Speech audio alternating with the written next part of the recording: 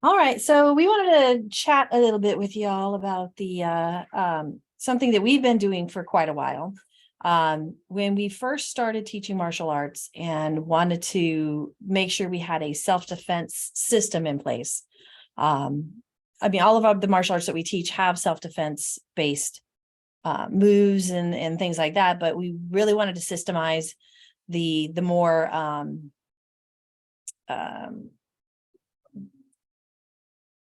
brain pardon, more the concepts, the bigger concepts of self-defense. So not necessarily all physical, but also the more precautionary and preventative. Well, because predominantly I was found, as I've trained in multiple arts, dabbled in just about everything under the sun, that most arts, when they want to talk self-defense, they want to take you immediately into a whole bunch of fighting techniques.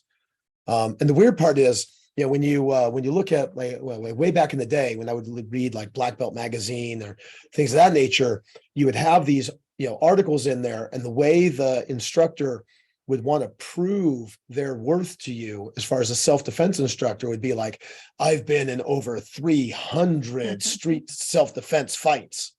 I'm like, all right, you're probably a good fighter, but I question how effective you are at real self-defense. If you've been, what individual in normal life has been in 300 street fights? Yeah. That's a lot. That usually tells me that more than likely you're making bad choices. That, yeah, there's something in there that kind of tells me that maybe they're partially insinuating some of these things. Because 300 street fights, that's a lot. Yeah. Hell, even the person having a small handful of street fights is a lot for the average person. And so I started really kind of questioning, going, is this perhaps the best person to really be teaching self-defense? Maybe teaching you fighting techniques, but to really say that they're doing self-defense, yeah, that became a big question to me. So it really made me start to question, what are real things for self-defense? What are real things that people can concentrate on for self-defense situations? And so that's where we ultimately came up with the Dark Wolf MMA 5 rules of self-defense. Now, these are general concepts, and each one breaks down into a plethora, yes. a plethora of subcategories on each one. So let's take you through the first of our rules, and then we can kind of give you a couple brief descriptions, or maybe even some longer descriptions of each one. Yeah. So rule number one, when we were discussing this, we thought this needed to be number one. And I think this is by far the most important rule of all of them. Don't hurt yourself. Yep. Okay. Man, I'm telling you right now, I've watched a bunch of these self-defense techniques and things of that nature. And, let's take the fighting out of the equation for a second. So why do I need to worry about what an attacker is necessarily doing if I'm making poor choices for myself that are putting me in dangerous path far more than a potential attacker ever would? So we can take that down into a couple things. If in the don't hurt yourself category means make smart decisions, in no way, shape, or form does anything that you do ever, other than the act of actually giving consent, does it ever give the other person an excuse to be your attacker. But now, that being said, I remember back in the 80s, 501 jeans, shrink to fit, button fly. I don't know if you guys remember those. I'm a little older than you, but good God, people would put those things on so tight you could barely walk. Could you imagine trying to fight in those? Could you imagine if a fight broke out? We're talking, these are jeans that people would have to lay down, suck in their gut, and then try to put these jeans on. And they were so uncomfortable. And they were probably one of the world's worst choices that somebody could make, to say, you know what? I'm such a slave to fashion then I'm willing for my fashion to become my detriment. That in this instance, that realistically speaking, the clothing choices I'm making might actually make it so I can't defend myself. Right. And so you really have to kind of question. So we can look at fashion as one thing and say, are those necessarily the best shoes that you could be wearing based on what's happening, based on where you intend on going, and based on the kind of evening you plan on having? Yep.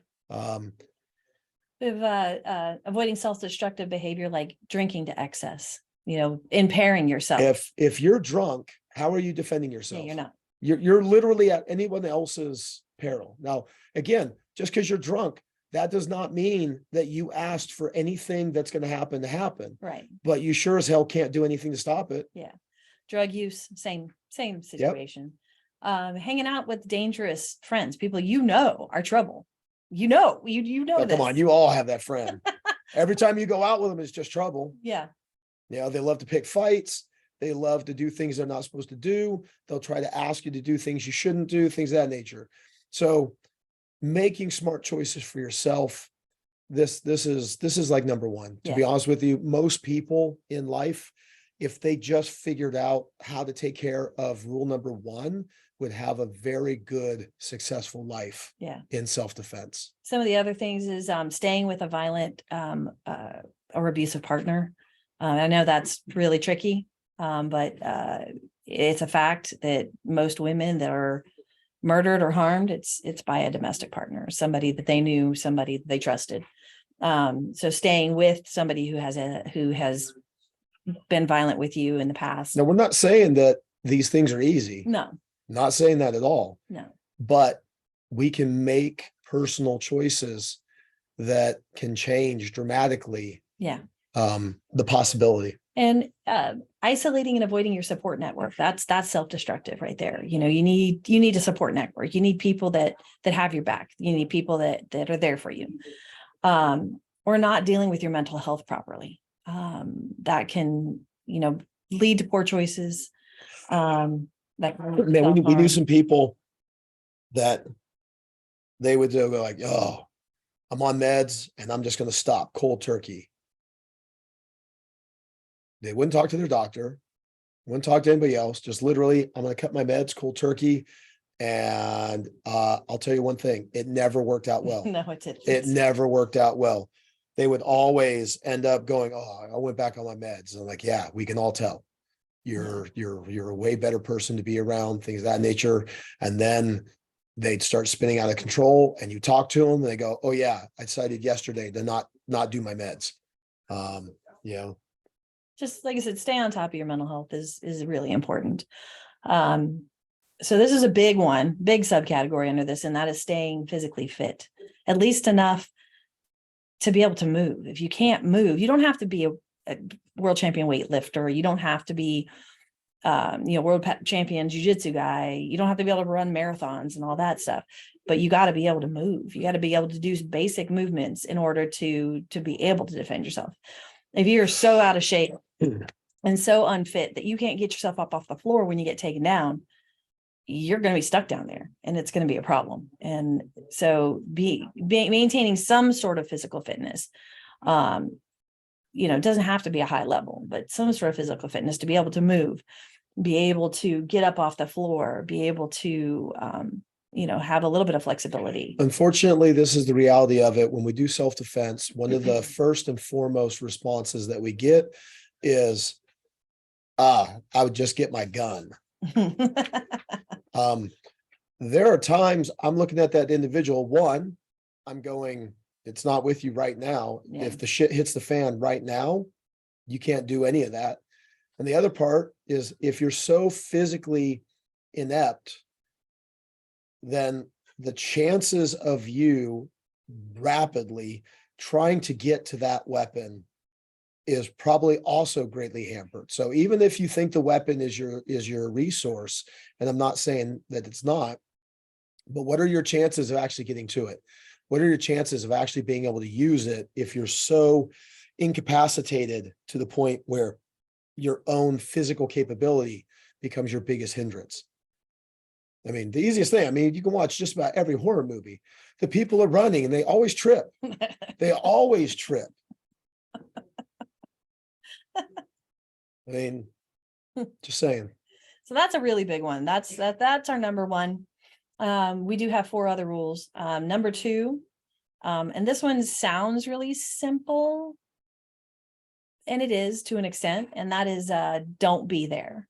And we say it by an inch or by a mile. So that could be dodging the punch to not going to that sketchy place that you know.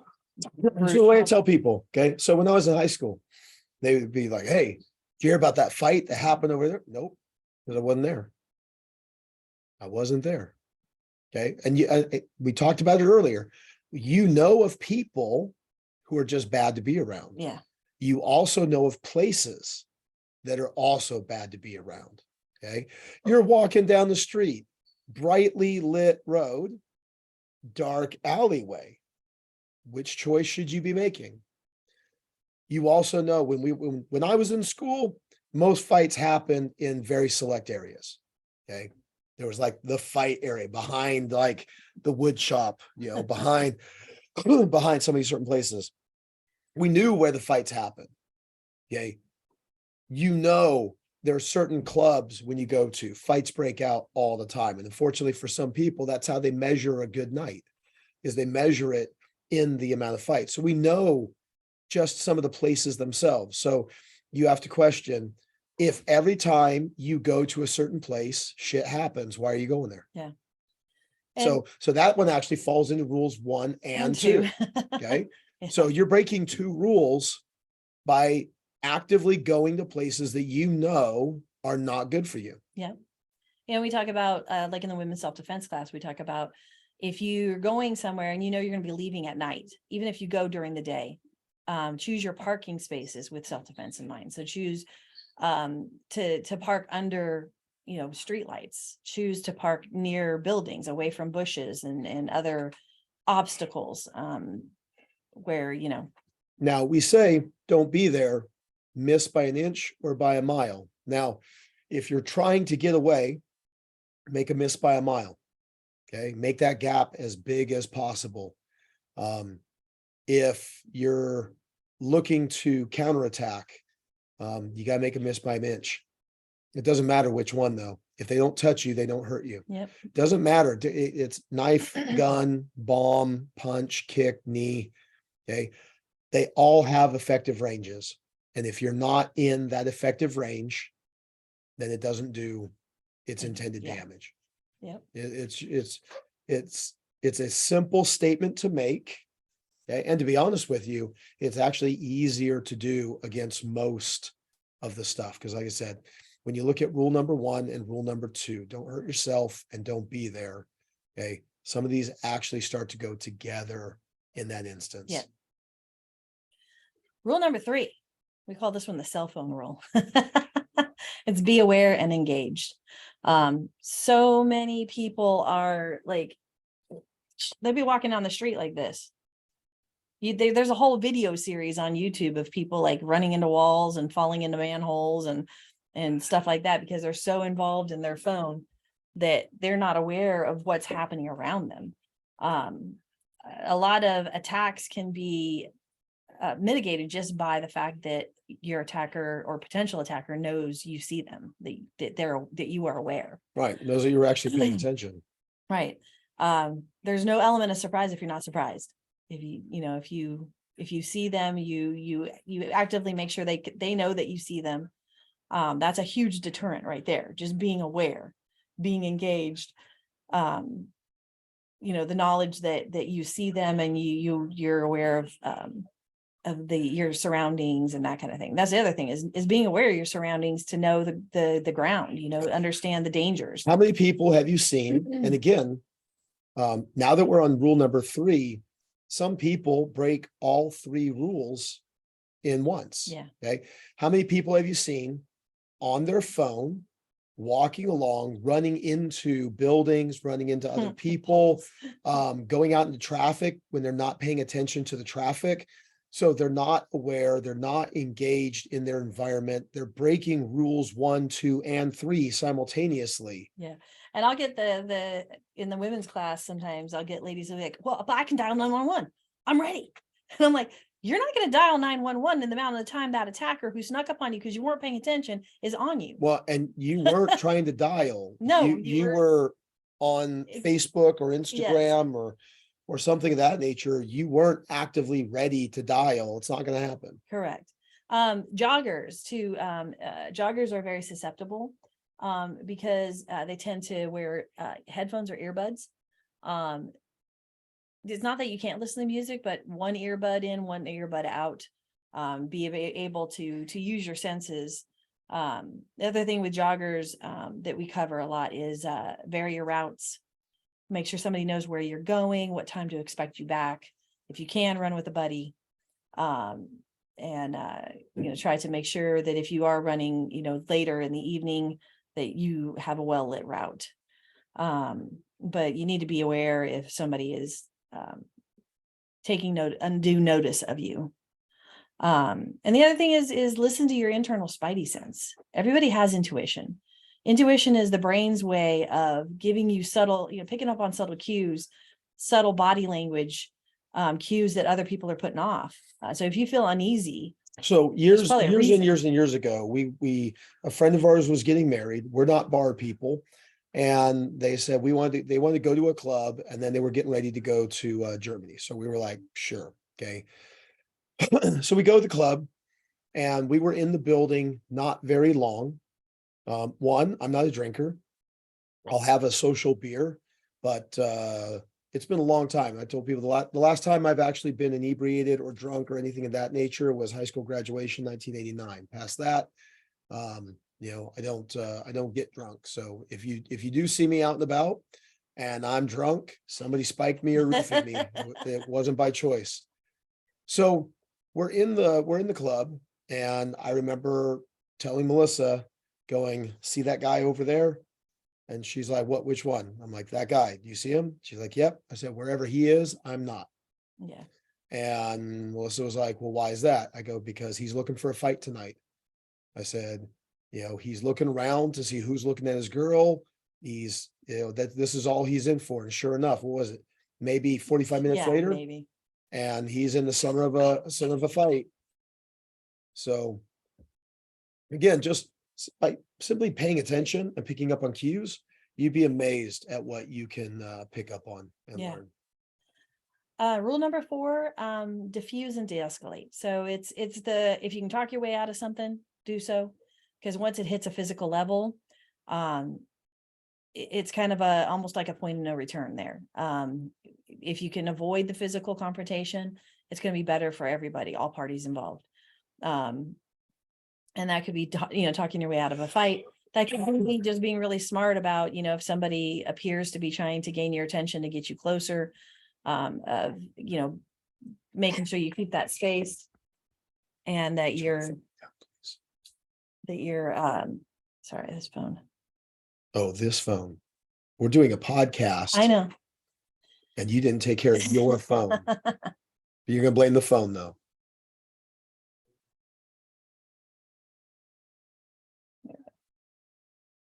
But so diffuse and de-escalate, don't engage if a suspicious person is trying to talk to you. Sometimes they'll use different methods to try to gain access physically, asking for directions, the classic, can you help me find my lost puppy that we always warn the kids about, that kind of stuff. Well, and as people start to get excited, it becomes, I don't want to call it habit, but it becomes very typical, where if one person takes it to a 6, you're going to take it to a 7. Right. And then, but you took it to a 7, so they're going to take it to an 8. And then you're going down a spiral, or you're going up a spiral that's not going to lead to anything other than an altercation. And arguably speaking, is that altercation self-defense, or because it's escalating piece by piece by piece, are you potentially escalating into a mutual combat type of situation? Right, where you're going to have legal ramifications. So you gotta just shuck your ego. Yeah. Get rid of all that garbage, things of that nature. Oh, somebody called you a name. Ooh, you big tough guy. Oh, did that hurt your feelings, little boo-boo? Okay. Really? That's what you suddenly got to get up there. You got to pound your chest and go up there because somebody said something and your little ego, your little fragile ears couldn't take it. That's how tough you are. Okay. So in those instances, I mean, people are going to throw things out there trying to goad you into fights, things of that nature. And, you can either bite, and elevate with them, or you can start to shut things down, minimize the situation, and actually start to reduce it. Because Right. sometimes people don't even understand that they're going down the pathway that's just going to lead them to a spot that they themselves might not even be willing to go to. Or you might say some other jackass that, hate to say it, but most of the fights that I saw, the two people, if it was left up to them, probably wouldn't have fought. There was some other jackass on the side that was just goading both of them into a fight. So, Right. And then our last rule, and probably one of the most important rules, is if you must fight, you must win. So I'm not a legal expert. I'm not you. I told you to turn your phone. Not a legal expert. So I'm not telling you what level to take the fight to or things of that nature, but I'm telling you, in my experience, if you have already tried to take care of rule number 1, rule number 2, rule number 3, and rule number 4 to the best of your abilities, and you still are not able to keep them from getting into that physical altercation, then you got to do what you got to do. But once you get into it and it gets down to that fight, okay, losing is just not an option.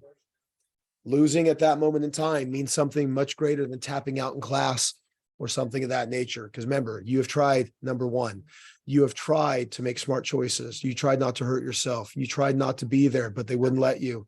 You have tried to be aware and everything else. You've tried to diffuse and de-escalate. You have tried to do everything within your power to minimize this whole situation. And in all of that, you still were not able to prevent yourself from being caught in an altercation. So at that moment in time, you got to do what you got to do, boo. Yeah. But losing is not an option. Yeah. And I'm not a lawyer though.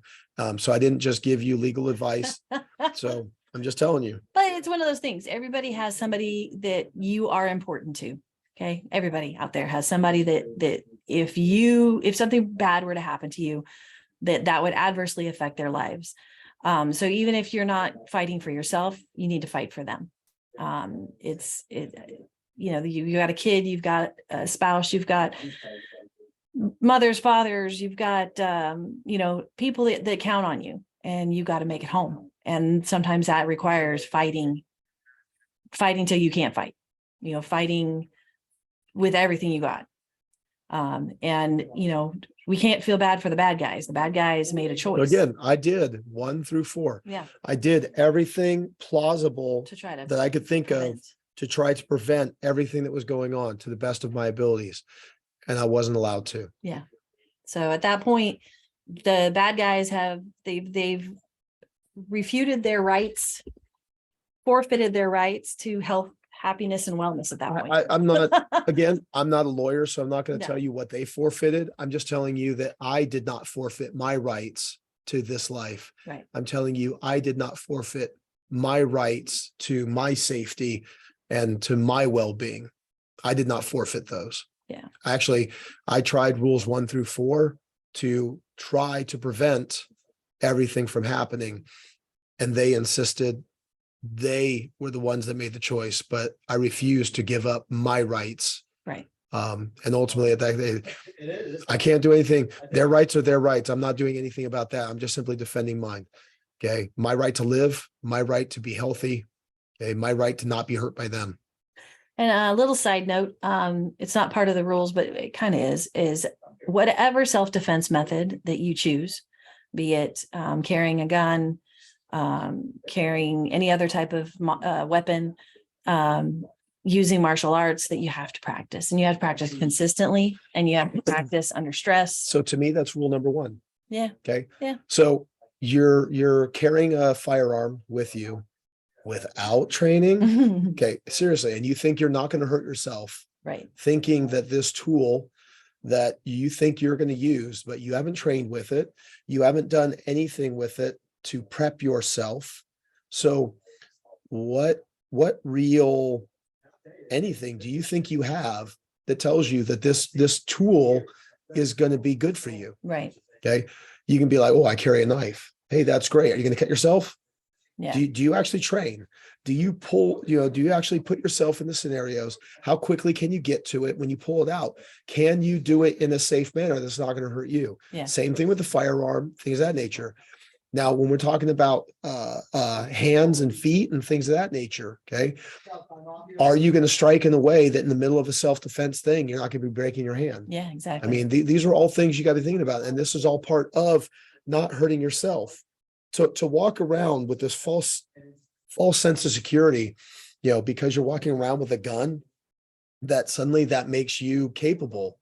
The likelihood is when the threat presents itself, it's probably not going to present itself openly and readily. So you can go, oh, there it is. Yeah. There's the threat. I see it right there. Let me weigh my options. Because if you're weighing your options, you're not in a self-defense situation. Exactly. Again, I'm not a lawyer. I'm just telling you my personal opinions. But if you're going over all the options and you're weighing them, going, well, if I do this, this could happen. And if I do that, that could happen. Then you got plenty of time. Get your ass out of there. Yeah. Use rule number 2. Don't be there. Exactly. Okay. Well, hopefully these rules are helpful to y'all. We've been kind of fine tuning them for a really long time, and we feel pretty confident that these 5 rules are beneficial and can help you save your life. There's some dude out there right now listening and going, no, ears, eyes, nose, throat, ears, eyes, nose, throat. That's what you do. Kick in the balls. Kick in the balls. He looks at you wrong. Kick in the balls. What he's doing immediately. It's all about fighting. It's always about fighting. When in actuality, the reality of self-defense, the bulk of it is not about fighting. It's about prevention. But that being the case, though, train your ass off. Yep. 100%.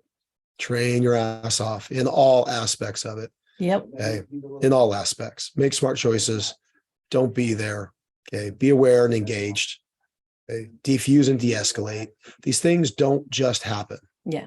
Okay. You have to train. Yes. In all of them. But then, what was it? Was it Batman?